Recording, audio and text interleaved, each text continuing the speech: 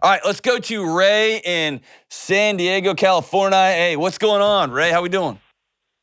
Hi, John. Thanks for having me on. Thanks for calling. So what's up? How can I help? Well, I recently just found out that my husband was having like a inappropriate texting relationship with a coworker, and I'm not really sure how to, repair the trust lost. He seems very remorseful, says that he made a mistake, but I'm just not really sure how to trust him again, where to go from here. Yeah, man, I'm sorry. So whenever somebody says it was an inappropriate relationship, I, in the past, have jumped all over it and then realized, oh, that was different than I thought. So paint me a picture of what inappropriate was. What was actually going back and forth? So they were talking, I guess, about having a physical relationship through text. She was offering to send him inappropriate pictures. Okay. It never got to that point. Are you sure? Are you sure? Yes, I am sure. Okay. I did look. She said that she was going to do it over Snapchat and never did. I did look. Okay. So he cut it off at that point. Okay, so it got a little bit over his skis and he got nervous and cut it off? Yes, he said that if he had received those pictures, he would have known that it would have crossed a different line of inappropriate. Gotcha. Okay. Whew. So, how long have y'all been married? It'll be 7 years next year, the beginning of the year, so about 6.5. Okay. So you asked the question, how do you rebuild trust? How do you repair this? And as I talk through here, I want to keep in mind two important things. Number one, at the end of the day, as much as how hard this is to hear, you can only control you, okay? And the repair of the healing, I don't like to use the word repair because it's not a machine, but the healing of any relationship takes two people. And what that means is you have to risk. You've got to go all in and hope he goes all in too. Okay? So keep that in mind as we talk through this. So the big question number one is, do you want to trust him again or are you done? I do want to trust him again. I don't really want to end our family over it. Okay. So tell me what you feel. And here's what I mean by that. Are you angry? Are you scared that you almost lost him? Are you frustrated because once you heard about this, you could see, I've seen 2 years where we've been disconnected. I haven't done this and I haven't been open in this way. And I've been putting off conversations and all of a sudden, or do you feel just raged out that everything's been so great in your life and then this guy went and did that? Like, what are you feeling? I'm a little confused because we weren't going through anything rough. We weren't having any hard times.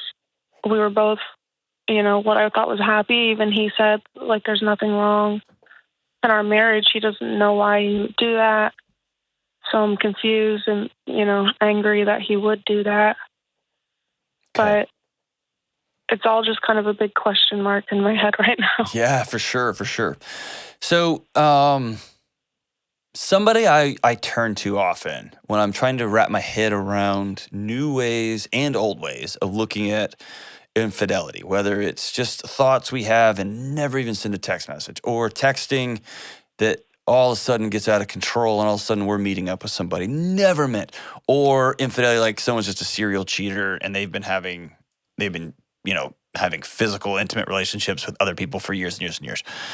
Esther Perel she's just a great thought leader when it comes to thinking about these things, rethinking about these things. Some things I vehemently disagree with her on, but that does stretch my thinking. And other things she's just right on.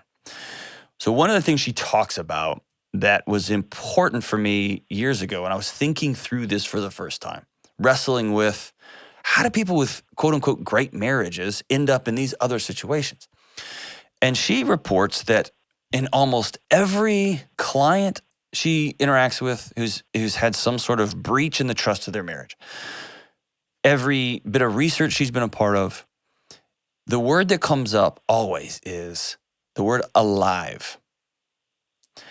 That the person who is involved in a texting relationship, the person who has fantasies about somebody else's husband or wife, the person who goes through with it and has intimate relationships outside of the bounds of their committed relationship, they always come back and say, it made me feel alive. And here's where that's so important, is that often we think, or the narrative we've been told about cheating is that there must be something wrong with the relationship. There must be something wrong with you, or your husband must not like you, or something you're doing, and that's why he went and did this. And what she's come back and said is that's actually not right at all. He doesn't like something about him. He doesn't like who he's become in this relationship. Now, it might be because guys will say all sorts of stupid things. Wives will say all sorts of stupid things. Well, it's because of this and the towels and I got sick of always coming home frustrated. I got sick of always coming home to a routine. I got sick of coming home to us introducing sex and intimacy in the exact same way, in the exact same time. And this person made me feel alive. I got sick of coming home and nobody ever recognizes my contribution to the house. They just take me for granted. And this person at work said, dude, you are killing it on these reports. And suddenly my heart fluttered a little bit. Nothing to do with romance, nothing to do with sex. I just felt for the first time in 1 year, 2 years, 10 years, 30 years, I felt alive. I felt that guy look at me in a way that my husband hasn't looked at me in years. It's about alive. And luckily for your relationship, and I say that intentionally, your husband got real close to the edge and peered way over. Mm-hmm. And at the last second was like, no, I'm not going to cross this line. And so he did violate he was keeping secrets from you. Things got out of control. All that's true and real. And okay, none of these things are excuses, by the way. This is just a context I'm trying to give you some ideas for this confusion. I think this is way more about him than it is about you. Okay. Okay? Now, he may not like the way he felt around you because he doesn't think you're this or you're not doing those things or what. That's secondary to, man, something about this got his heart racing again. That he felt in a way that he might not have felt since y'all were dating or since y'all were in year 2 or year 5, whatever. So, what does trust look like for you? When you say, I just want to trust him, what does that mean? I guess not worrying about, who he's talking to now. Okay. What he's doing when he's, not at work, not at home. His job just kind of requires me to have a lot of trust in him. So is he on the road a lot? Is he traveling with people? Yeah. Okay. He works away from home. He travels for work, so he's gone a few days a week. Okay. And so, if you were honest with yourself, can you trust him? I think I can. I mean, if you can or can't. Can you trust him or no? Yeah. Okay. Are you safe for him? Meaning, if you sat down and said, this moron on the radio said that often when people find themselves in situations outside of their marriages, it's about them feeling alive for the first time, them feeling like they're funny again. They're feeling like they are attractive again. They're feeling like they are capable again. Tell me about how you felt when you were texting back and forth. Are you a safe place that he could tell that, be honest and truthful with you? Yes. Because we're going back to things that only you can control now, okay? So if you sat down and said, hey, tell me about what was just in your head, could you hear that? Or it would just fill you up with rage? He would tell me. He would tell you? Awesome. Yeah. So here's where you guys have a magic moment. Year 7, that's a notorious tough year for folks, year 7 to 10. That's when we start to go, oh, this is who we are. And this is the way things are going to be. Do you have any little ones? Yes, we have 2. Okay, how old are they? One is 5 and the other is almost 2. There you go. So this is just going to be our life. We're going to always be wiping butts, and we're always going to be having sex in the dark as quick as possible so that we can go to sleep, so that we can get back up and make a new bottle and make a new thing, and we're not going to go on dates. Whatever that is. This year 7 to 10 is when it starts to slowly feel like this is the rest of our life. And this is a season when lots of these things pop up. Either there's been some infidelity for years, it just finally goes, you know what, I'm not doing this anymore. Or this is when somebody starts to go, I feel dead on the inside for whatever reason. And so what I want you guys to look at this opportunity as like the Matrix, a really close near miss. Was there a violation? For sure. Did your husband violate your trust? 1,000% yes. But it didn't explode. There's not blood on the ceiling. Oh my gosh, it got close. And this is a moment y'all can choose, and you've heard me say this 100 times, you can excavate the whole thing and say, how do we choose to lean into feeling alive with each other again? How do we, to use Esther Perel's language, how do we practice desire? I want to re-fall in love with you. I want to become a guy that makes your heart flutter again. I want to become a partner that makes you think about me all day. And when you're traveling, I'm going to make it hard for you to do your job without wanting to come home and be with me. And that's not just a sexual thing. That is just a friendship, communication, and a sexual thing, of course. But how do we rebuild that? Because we've lost it. We've been together for 7 years. We're changing diapers. We're tired. We're this and that. I'm not even showering anymore. And all of my pants have stretchy things on them.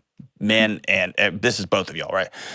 I get home from being out of town and I just leave my suitcase in a pile on the floor and my clothes just stay there until I race through to wash them again for my next trip out. Like, how do we reimagine this thing? And I want you to lean in on 2 things. Number 1, what do you both need to feel alive again? And be honest with each other. Be open with each other. And the second thing is, what are the boundaries you need to reestablish trust? Meaning, I need you, when you get home, I want you to unlock your phone for the next 6 months, next year. Like, I want you just to put the phone down, or we're all going to have the same code. If you have I'm asking you to not have any extra email accounts. I want you to delete them. I'm asking you to FaceTime me, or if you text another person who's attracted to you, if you text another woman, I want you to let me know that exchange happened every single time. And that's his responsibility to lean into your boundaries. And so you're going to have to risk by putting your boundaries out there and saying, I need you to meet these. Because he might say, I'm not doing that. And now you have another layer peeled back of your relationship. I hear in your voice, you don't think that's the case. You think he'll do whatever you say. Is that right? Yes, he seems really remorseful. He said he would do whatever it took to fix this. Awesome.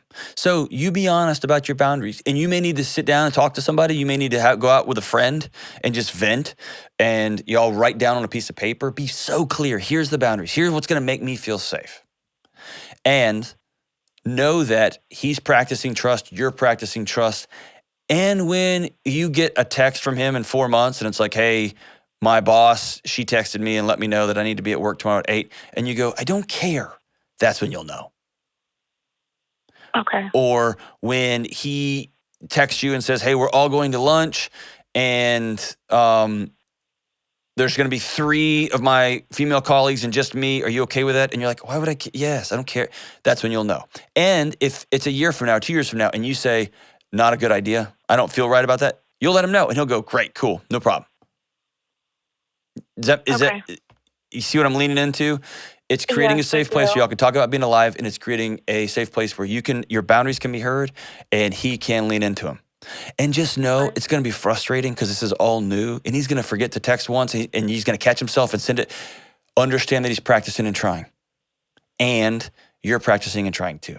I think this might be one of those moments that launches your relationship into a new stratosphere. And you can not just say, things were going great. I want you to be able to define great. what is this thing that we are creating? Who are we going to be? Why are we doing this? And how can we both work together to let the other one feel alive? Does that sound exciting? Yes, it does. And that's really good ideas of what to do. That kind of answers my question there. Awesome. Just not a bridge I've gone over before.